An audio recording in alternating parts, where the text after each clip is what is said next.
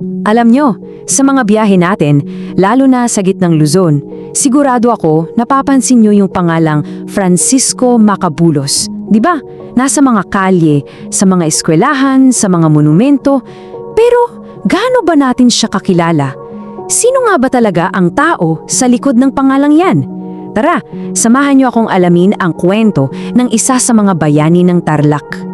So, sino nga ba ang tinaguriang Liberator of Tarlac? Kung hindi familiar sa inyo yung sagot, huwag kayong mag-alala.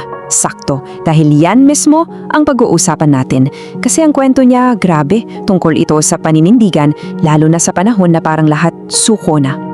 Isipin nyo to, para sa kanya. Ang isang pirma sa papel, ang isang kasunduan, hindi yun ang dulo ng laban. Parang sinasabi niya, teka muna, hindi pa tayo tapos. Dito talaga umigot yung kwento niya. Isang bayaning kumapit ng mahigpit noong halos lahat ay bumitaw na. Okay, so paano ba nagsimula ang lahat para sa kanya?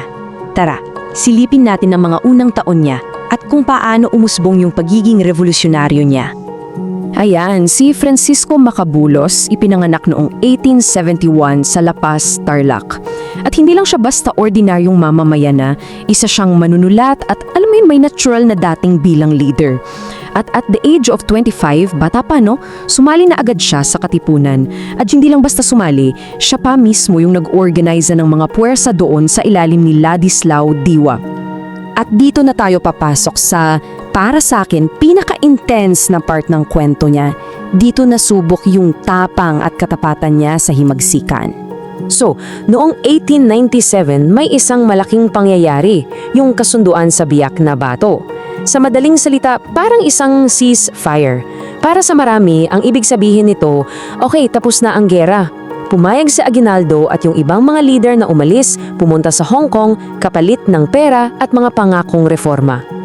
Dito ngayon natin makikita yung pinagkaiba niya. Grabe! Habang yung mga kasamahan niya, nag-e-empake na papuntang Hong Kong, si Macabulos, nanatili. Bakit? Kasi matindi ang paniniwala niya na hindi pa tapos ang laban. Ibang klase yung paninindigan, di ba? Kaya isipin nyo, anong gagawin mo pag parang ikaw na lang ang natitira? Pag yung mga kasama mo parang sumuko na? Well, para kay Macabulos, simple lang ang sagot. Tuloy ang laban. At hindi lang siya basta nagpatuloy lumaban ha. Ito yung astig. Gumawa siya ng sarili niyang gobyerno. Imagine that. Isang pansamantalang gobyerno sa gitnang Luzon na kumpleto pa na may sariling konstitusyon. Yan yung tinatawag na Macabulos Constitution ng 1898. Parang sinasabi niya sa lahat, hoy, andito pa kami.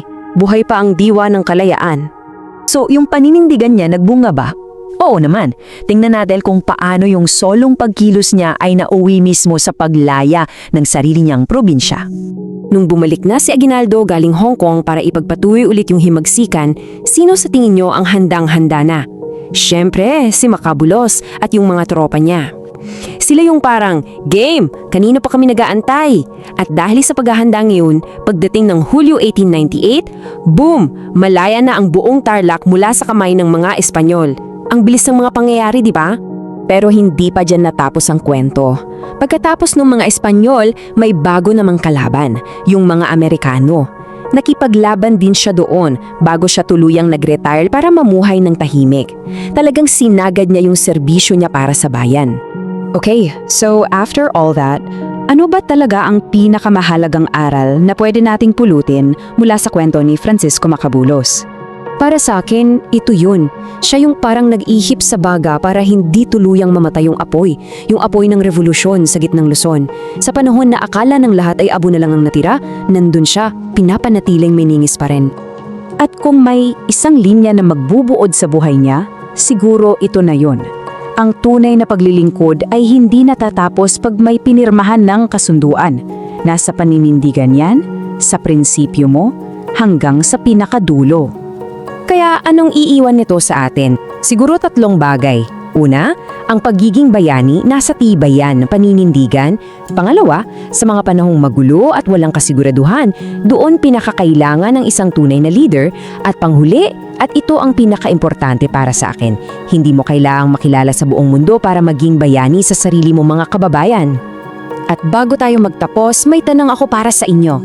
Kayo, sa mga lugar ninyo, sa mga probinsya ninyo, may mga bayani rin bang tulad ni Makabulos? Yung mga local heroes na baka hindi pa alam ng karamihan? Sige nga, ikwento nyo naman sa amin. Gusto naming marinig yan.